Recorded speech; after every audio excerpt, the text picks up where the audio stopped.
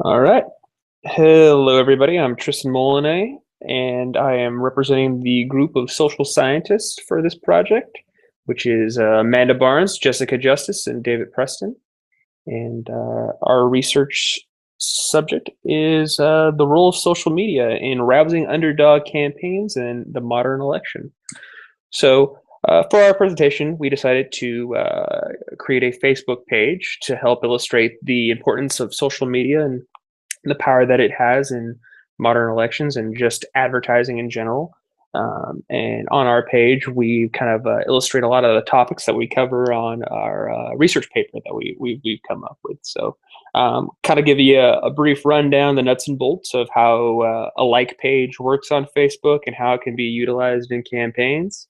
Um, and then also kind of some historical events in the past that kind of illustrate the role and importance of social media and what it's done to help uh, campaigns further themselves, especially underdog ones that people didn't have a whole lot of faith behind. So, kind of just giving you a rundown of what you're seeing right now on this page is a Facebook page like you would see in any other Facebook page. Uh, you have your timeline, your about, your photos like anybody else. You scroll down, there's content and information that pertains to the subject matter. And it's just basic like you would think any other page. There's messages, notifications, and insights, and a little bit about the posts that are going on here. So that's kind of new if you've never ran a like page before. If you ever ran a like page, this is all probably stuff that you've been over. So kind of breaking it down as far as the notifications go. Uh, this is just kind of the setup that we have. We decided to start the page about a week ago, kind of to show off the fact that Facebook, if you know how to work it properly, you can actually get a lot out of it in a very small amount of time if you're willing to, put a little funds into it and also just market it the right way. So March 1st, kind of the start of the page. This is me liking the page, the first initial like because I created it. And then here is the list of people that have liked it on the way up through. So, and then also kind of a, a budget that we set for a particular promotional campaign on a YouTube video that I'll touch on more into in the next little bit here. So we back out and go to the page. So kind of just the shakedown of Facebook and why it's so important for a campaign to be properly utilizing it is because it's extremely effective of getting its message across to a multitude of people. You can use targeted marketing to get to the specific people that you want to get to. And then the analytics and data that you get back from it are just absolutely amazing. So let's kind of break down into the analytics of it. Here's kind of a rundown of what we've accomplished in the past week with our Facebook page. We went from the one like that I started in on March 1st to now we're up to total 54 post likes and page likes. That's I'm kind of impressed and pleased with that to get that far in a very small amount of time. So that's definitely step one in getting your name out there. Then you go over to post reach, and post reach is just what you would think. It's the amount of people that have actually viewed it.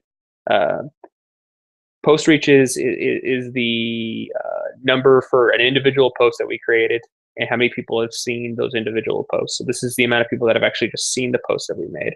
And then total reach is just based upon everything that you would get. So it's post reach, and also it's just the reach that you're getting from your page being visible to people that they've never seen before. Then the next segment is engagement, and that's exactly what you would think it would be. It's unique number of people who liked, commented, or shared clicks on your post. So these little segments over here, they end up filling up with more information once more people start actually engaging with your post. But like I said, it's only a week old, so it's not illustrating a ton yet. So if we kind of scroll down here to see all the posts that we've done, this kind of gives you a breakdown in the analytics of it, the amount of reach and engagement in here. And then this is a post that we actually boosted to kind of illustrate and show the power of boosting. So this was a $5 budget that we created for it, and it was a 1,500 paid reach that we got out of it. So that means that 1,500 times people have seen this scroll across their screen, whether they interacted or not, or if they paid attention to it. That's one story. Another, this kind of tells you the actually amount of people who did something with it. 3, which isn't a whole lot, but I mean, we posted this like the first day of the site existing, and when there was only one person that actually liked it, which was me. It's kind of hard to create a whole lot of actions, and yes, these actions right here, one of them I think is me, so that's not saying much, but still, 1,500 people saw it, or at least saw it 1,500 times. So that's just kind of the breakdown on what you can do as far as budgeting for post. A lot of other details that you can get into here is, likes. Let's go to likes. So this kind of is the breakdown, total page likes, what we've gotten out of it. Like I said, it's a very steep curve because it's only on based upon 1 week, but there's a lot of analytics and data that you can use here to help break down like segments of society that you're trying to get after, and so on and so forth. Uh, Total reach. This is the breakdown of what is organic reach, 19, and what is paid reach. So this is the reach that we paid for in order to get to where we want, which I'll go into a little further detail. These things start to populate more once you've had it for a longer period of time and more people engage with the site. Visits. This is another thing that it's just such a new site. We haven't had a whole lot of visits or anything like that. So really nothing to speak from here. Post. Back to that thing we were just talking about, all the data and information that you can get from here. And then people. Now, people's actually one of the more interesting things and parts of using Facebook to help market and to campaign towards specific demographics and groups. Because like when you post something or when people engage or reach with your posts, it actually breaks down the analytics for it of like their gender and their age and what percentage of the people on your Facebook are compared to Facebook as a whole. So like we tend to index higher with women for some reason and less with men, but in general, more men are on Facebook than there are women. And when you're looking at the age breakdowns, the lighter shade is all of Facebook, and the darker shade is all of our fans. So, from 18 to 24, there are more people on Facebook of that demographic than are on our page. But apparently, we extremely high with women to the age of 55 and 64. That's something to be said. I have no idea where that came from, but that's just kind of the breakdown of our page and who liked our page. And further into the more of the insights and analytics that you get out of the whole thing is it breaks down the country. It's all here in America because we kind of targeted it that way. We didn't want to go outside of it. And these are the breakdown of the cities in which people have actually liked it. So we got Houston, Texas, Las Vegas, New York, more Texas, Tennessee, Florida, so on and so forth, and then one from Ellensburg. And then here are the languages. This is not me specifically targeting anything. This is us just putting in a specific group of targeting, and then the algorithm just kind of shoots it out to people, and people just kind of see it. So if they are part of the targeted post, this is just kind of one of the things. It doesn't matter where they're from. They are just targeted, and just kind of how it goes. So let's kind of go back out to the main page here. So promoting the page, just like promoting a post, it's the same kind of breakdown. Let's click on it again. And here we go. So this is our page, and this is what people would see when we promote it. This is what it looks like mobilely and right column. So when you target a page, you can be very specific with what you're targeting. So in this case, we wanted to target United States because that's what we're basing it out of. And then people with interest. We wanted to target people that had like interest or similar interest to that. So Central Washington University, social media marketing, politics and social issues. Age demographic, 18 to 65. Genders all. And then we set a daily budget of $10, and I did it for a couple of days, so nothing too crazy. But you can adjust this in any which way you want. So you could do 5, and like these are the estimated likes per day that you would get, and you can go, any denomination you actually chose. So choose, let's see, try 200.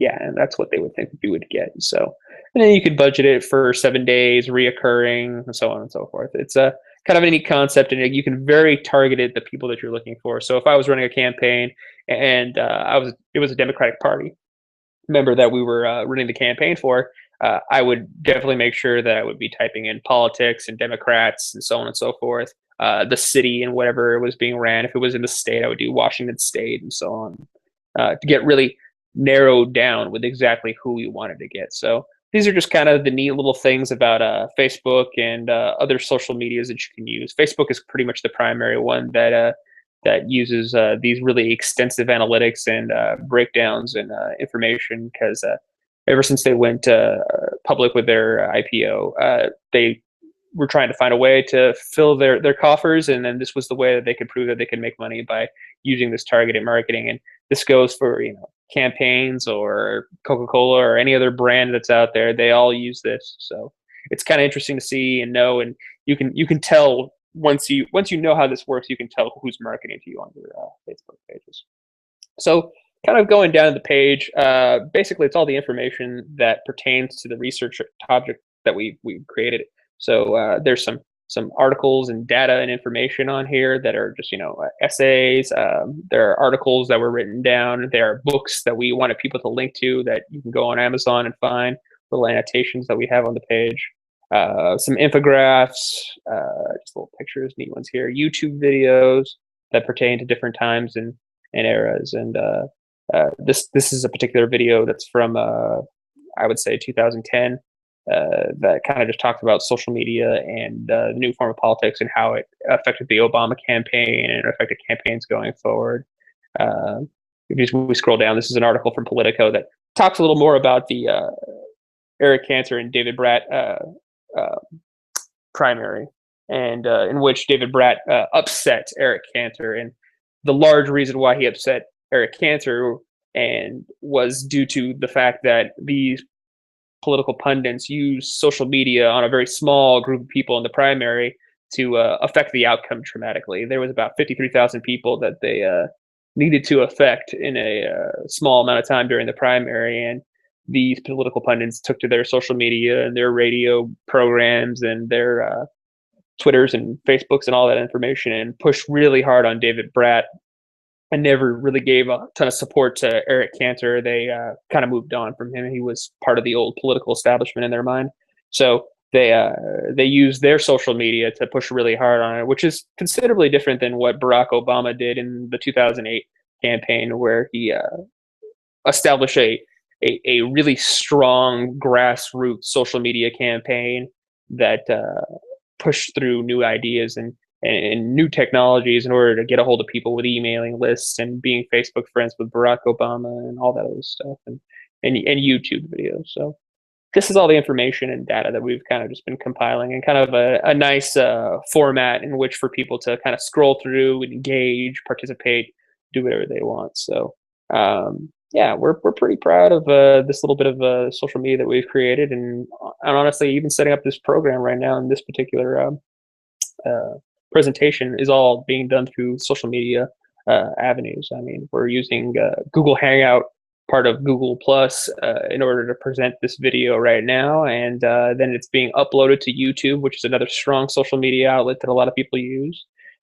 So it's something that is very powerful and very strong, but that everybody has access to. It's also pretty much for the most part free. I mean, Facebook is a free thing to be a part of. It's just if you want to pay for it, you can get that much more out of it. But all of this is free. So if anything, if you ever plan on running a small campaign or anything of that nature, having this information would definitely help you out furthering your political campaigns and careers going forward. So we will have this video posted up on YouTube for anybody to view and see, comment, like, share, any of that. And then we will also have our Facebook page up for everybody to like, comment, share, or anything they want. If you have any questions, feel free to hit us up on Facebook or YouTube, or on the discussion board that could potentially be posted too. And we'll hopefully get back to you and let you know more about either Facebook or the Eric Cantor race in which he got defeated, or Barack Obama in 2008. So if you have any questions, never hesitate to ask us, and appreciate your guys' time. So thank you so much.